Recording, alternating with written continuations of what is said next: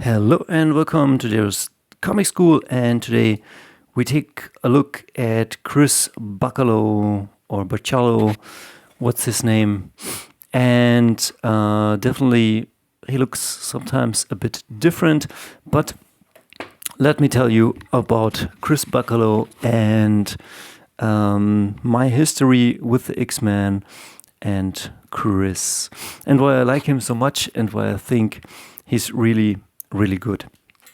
So after this video, there will be a video that will be called How Marvel Comics Betrayed Me, probably their audience and themselves.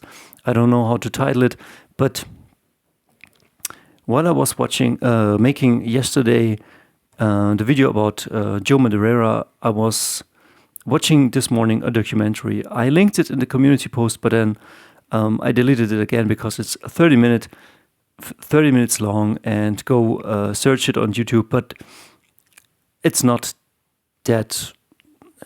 I don't know. I don't want to waste 30 minutes of your time. But basically, Joe Madureira wasn't good in school. He loved drawing. He went to a high school that was a high school for art and something like that, and his grades weren't good. But then he got an internship at Marvel. And so he loved drawing early on, or he loved drawing. He got an internship, and then probably that made him better. I know that Greg Capullo told me in an interview that he was drawing, and then he got an internship at Marvel. And Greg Capullo also said that when you get an internship, you learn from somebody. It doesn't have to be that rude, but let me go into ChrisBachalo in a second. But when you have something great, and you're not kind of growing trees or kind of bringing up somebody who follows into the footsteps of your great people. Let's say Jim Lee leaves. Let's say Greg Capullo leaves. Let's say, all the Image boys who go away. And then we have a new great class of people who produce comics. And this one's, I'm telling you, it's like kind of the next generation of great comic artists. But after that, I'm not sure if a great comic artist generation is coming. And the problem is this, like, they want you to make a comic and then to kickstart it, and then you get hired at Marvel. And that has something to do probably with the internet and the year 2000 and so on. And that comics is now competing against a lot of other things. But back in the days when probably, I know, in the 90s, Marvel filed bankruptcy and all, but they had something great going. Like, this was a cool story. I liked buying these things, but with time, the stories got worse and the art got worse. So you have the customer's trust.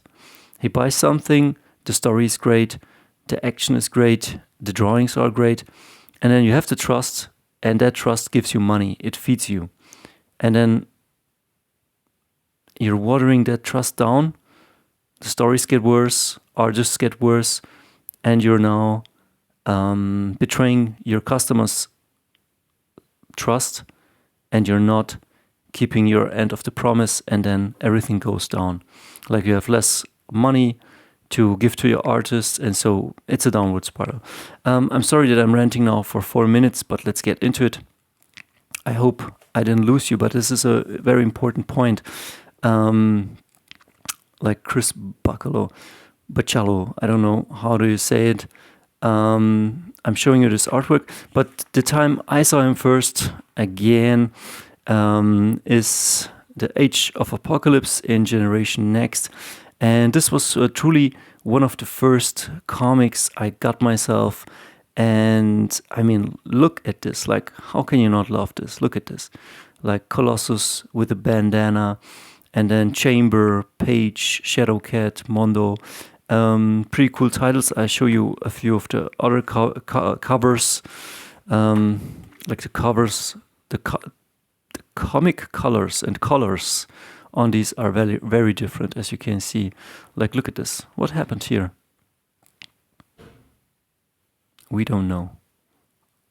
How can we get covers that are so different? But yeah, that's just it. I mean, this is the back paper issues. This is the Italian spiced up version, so Italians make everything better. Let's get into this. Great page again. The Age of Apocalypse always starts with a great, how do I say, splash page? Is it a splash page? This is a splash page now, but this is cool. The mutant called Chamber, and he gives a monologue, and then we have some action. And here, ChrisBachalo, that's how I call him. Maybe it's pronounced Bachalo.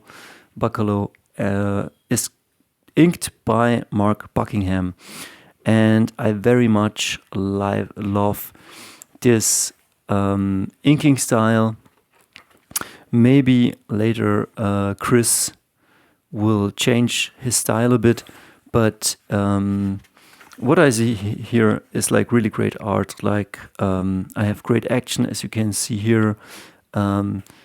Cool story beats. Then here we got cool things going on, and then Colossus shows up.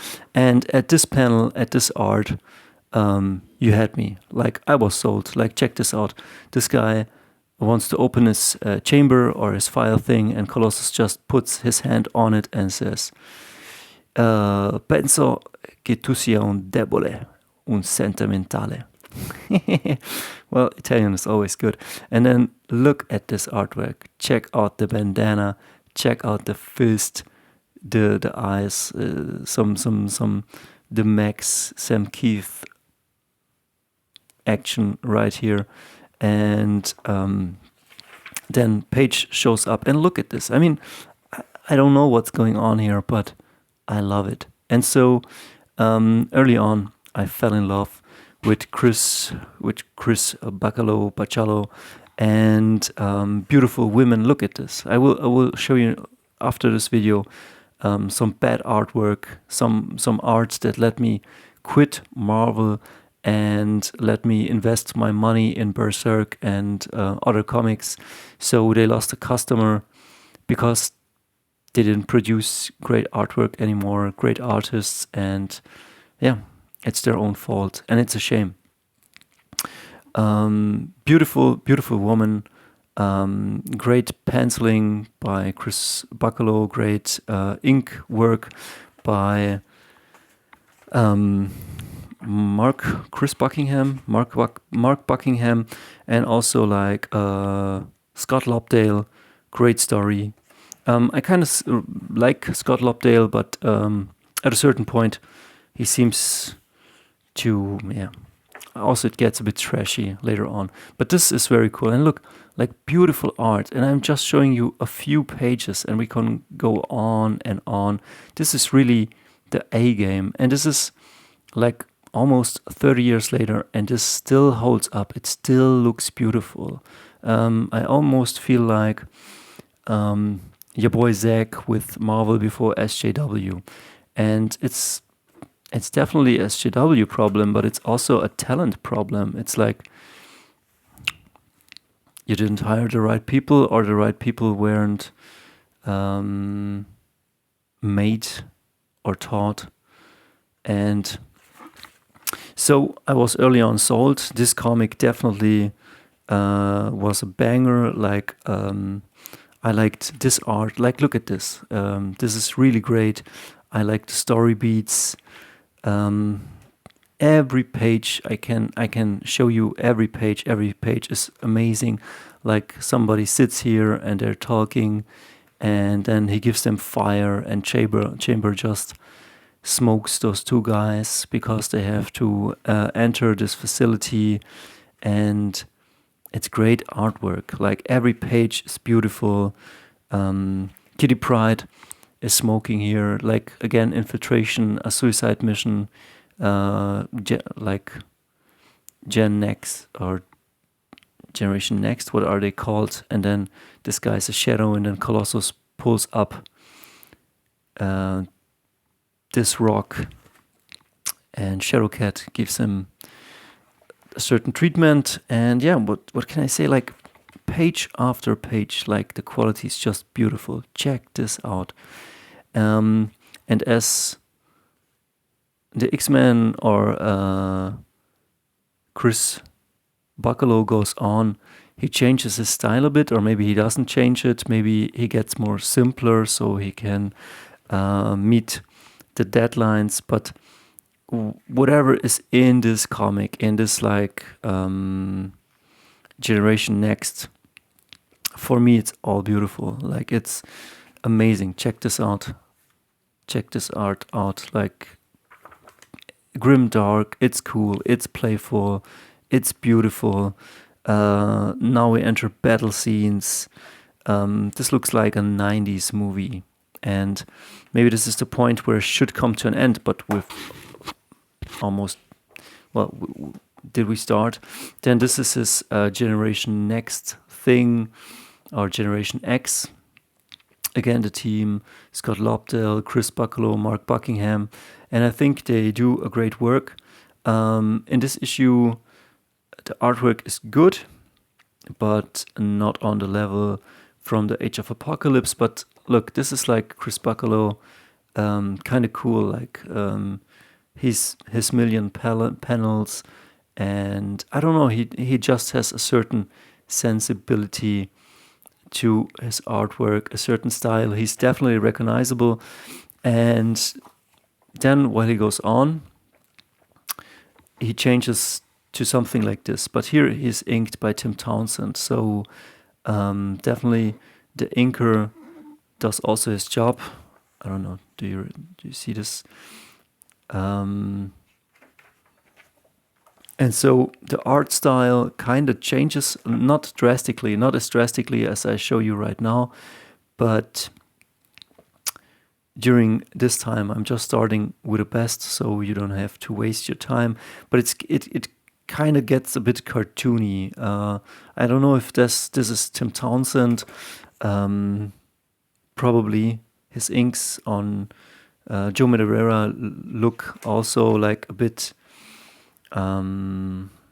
cartoony, I don't know, but look at this. Like, this is completely different than the things that we've seen in the Generation Next. Like, the tone gets a bit more lighthearted, but definitely when you see a ChrisBachalo, you recognize it. It's just like the shapes of the head and how he does the figures, how he puts the panels.